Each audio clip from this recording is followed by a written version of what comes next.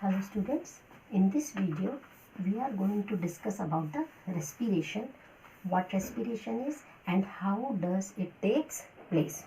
In the previous video we studied about nutrition and we know that in the process of nutrition the food is taken in and this food provides energy. But how does this energy comes from and what is the process why this energy comes? Yes, respiration is that process by which the energy is formed. Okay, so let's see what is the definition of respiration. So what is respiration? Respiration is a process of breakdown of glucose molecule. Breakdown of glucose molecule in presence or absence of oxygen. So breakdown of glucose molecule with the release of energy. Okay, this is called the respiration. So what is respiration? Respiration is a biochemical process. Respiration is a biochemical process in which the glucose molecules break down and releases energy. Different organisms do this process in different ways. So some organisms do it in the presence of oxygen, some in absence of oxygen, and especially in our muscle cells it takes place in lack of oxygen. So the respiration which takes place in presence of oxygen is called aerobic respiration. This is called as aerobic respiration, and the respiration which takes place in absence of oxygen, this is called anaerobic respiration. I hope you all have heard and read this about this aerobic and anaerobic respiration in your class 8th. In both the cases, glucose molecule is oxidized and energy is released, but still there are some differences. So what are those differences that I will show you in the table and you see that. So here the difference in aerobic and anaerobic are given in tabular form. The very first difference is aerobic respiration takes place in presence of oxygen, anaerobic takes place in absence of oxygen. In aerobic respiration, complete breakdown of glucose takes place, whereas in anaerobic respiration, incomplete or partial breakdown of glucose takes place. Yes, due to the complete breakdown of glucose, more energy is released, that is 38 ATP molecule. What ATP molecules are, that we will discuss later. And due to partial breakdown, less energy is released, that is only 2 ATP molecules. The end products in aerobic respiration are carbon dioxide, water and energy, whereas the end products in anaerobic respiration are ethanol, carbon dioxide and energy. Let's see what ATP is. ATP, the full form of ATP is adenosine triphosphate. Okay, this ATP is the energy currency of the cell, energy currency, and this generally asked in board what in different ways this question is asked, what ATP is or what is the energy currency of the cell, right? Now how ATP is formed? ATP is formed by the ADP molecule plus one inorganic phosphate molecule. When these ADP molecule and inorganic phosphate molecule gets energy, it converts into ATP, and this ATP is stored in mitochondria of a cell. So children, as I told you earlier that different organisms use different pathways for the glucose breakdown, right? Some takes place in some organisms respiration takes place in presence of oxygen, in some organism absence of oxygen, and yes, there is one more pathway, that is lack of oxygen. So here in this diagram I am showing you the different pathways of glucose breakdown.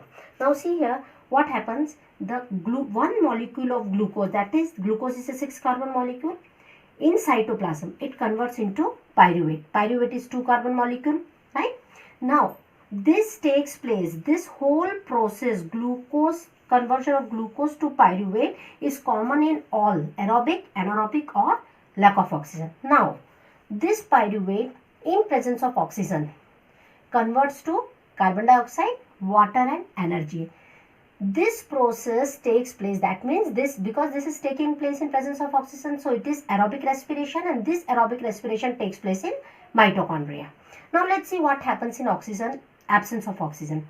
The respiration or the breakdown of glucose in absence of oxygen is called anaerobic respiration, and this takes place in yeast cell, and the end products of this anaerobic respiration is ethanol, which is 2 carbon molecule, carbon dioxide and energy. Yes, one more, that is lack of oxygen in our muscle cells. When there is lack of oxygen, at that time this glucose molecules, this pyruvate molecules break down to lactic acid and energy. Number of times you might have seen that after doing heavy exercises,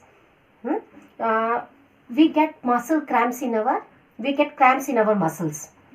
Why? That is due to the deposition of lactic acid, and as the supply of oxygen becomes regular, this lactic acid slowly converts into carbon dioxide and water. So this is all about the different pathways of glucose breakdown.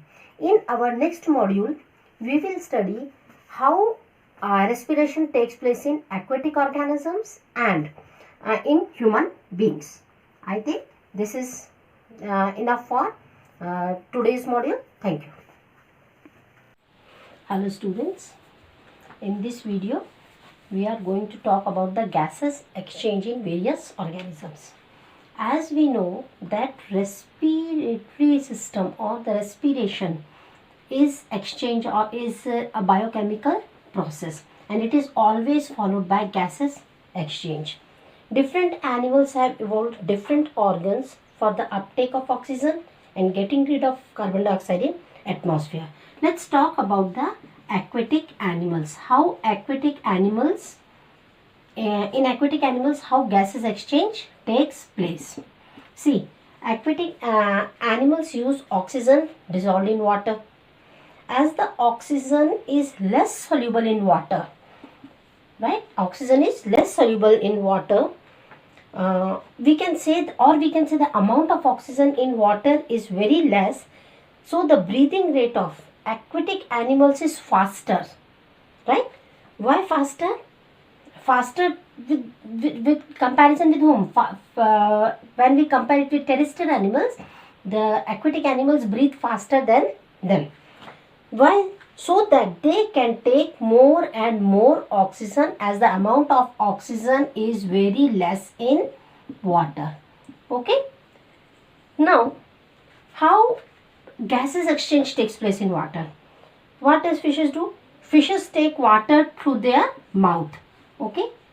From water enters, here we are talking about the fishes. So the water is taken by the mouth and it's forced to pass into the gills. From gills, it is taken by the, where dissolved oxygen is taken up by the blood. Okay students, so this is how the gases exchange takes place in fish.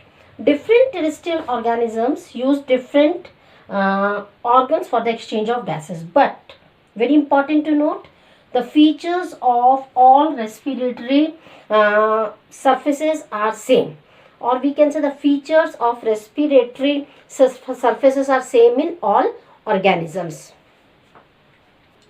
So what are those features? Very first thing, the respiratory surface is very fine and delicate, very important. Okay, the respiratory surface is very fine and delicate. Secondly, it is richly supplied with blood vessels. What is the second point? Richly supplied with blood vessels. Okay, with blood vessels. And the third very important point is, respiratory organs have structures that increase the surface area. That means those organs have the increased surface area. With what? For the exchange of gases. Increased surface area. those organs are designed in such a way that they have large surface area for the exchange of gases. So now we will see the gases exchange in human beings. We are human beings. So we are very curious to know that what happens in our body, how the gases exchange takes place in our body. See how the air enters through the nostril. Okay, air enters in the body through the nostrils, right? From nostrils have hair-like structures in it, fine hair-like structures, as well as it has a lining of mucus. Then from here, from nostrils through the throat, it reaches up to the lungs. But this is not as simple as what we are looking here. Now very important to know is what is the function of hair and mucus. So what is the function of hair and mucus? See what happens, the air which we inhale is not totally dust free. Sometimes that air along with the dust enters in our nostrils. So these hairs and the mucus traps those dust particles within the nostrils and then passes that dust free air up to lungs. Now see what happens in the throat. In the throat there are rings of cartilage, C-shaped rings of cartilage are there. What is the function of these rings of cartilage? These rings of cartilage prevents the collapsing of trachea. This is, or we can say this is throat. That means here we are talking about the trachea. So there are rings of cartilage present in the trachea, and very importantly, when there is no air in the trachea, these rings of cartilage prevents this trachea from collapsing, right? Now as we all know that lungs is present in chest cavity. Lungs is present in chest cavity. Are you aware what chest cavity is? The part of body above the diaphragm is chest cavity and below the diaphragm is abdominal cavity. So our respiratory system is present in chest cavity, or we can say our lungs are present in chest cavity, and these lungs are surrounded or protected by, see here I am making a picture here. These lungs are protected by ribs. Muscular, these are the muscles, these are the ribs. Okay. Now what happens, and here it is diaphragm. Now what happens when we inhale air? This ribs moves outwards and diaphragm moves downwards. Due to that, the chest cavity enlarges and more air can be filled in the lungs. Now how our these lungs are designed? See, these bronchi in the lungs, are terminated into small bronchioles, right? These bronchioles ends into a balloon like structure called alveoli, and these alveoli, in all we can say that these are the sacs in which the air is filled. So earlier I told you that our respiratory system is designed in, organs are designed in such a way that they increase the surface area. So these alveoli are those areas which provides a large surface area for the gases to fill in, and these alveoli are richly supplied with blood vessels.